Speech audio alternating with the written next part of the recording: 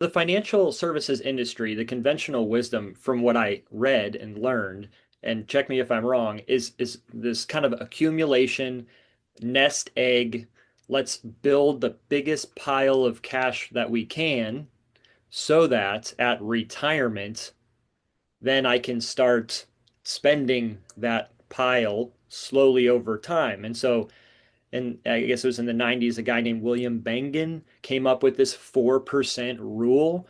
And that apparently the conventional wisdom from financial advisors is this 4% rule is once you start retirement, you can take out 4% of that pile that you've been building for, 10, 20, 30, maybe 30 plus years, and it'll last for the rest of your life.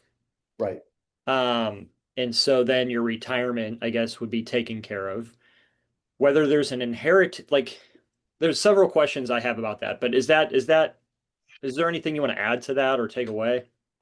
Yeah, well, what traditional, the traditional model didn't take into account, and now I know better, is that I was always wondering, is there a better way to control the capital while you're accumulating it?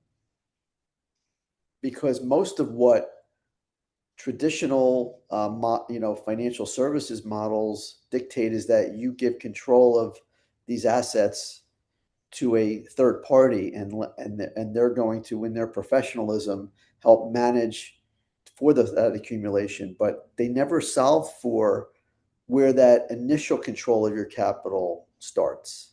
Mhm. And that's, in my opinion, that missing piece that banking on yourself and infinite banking answers.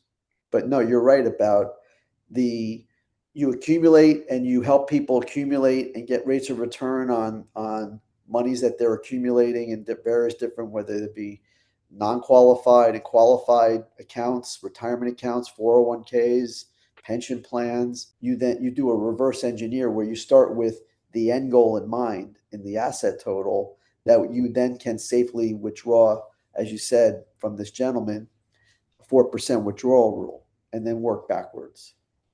I can see that if you've spent your whole life like putting this money into a bucket and then you're at retirement and all you have is this bucket, it would produce like that people say the scarcity mindset, like you're afraid to spend your dollars because like you keep looking down at your bucket to see how much money you have. And that would produce like probably anxiety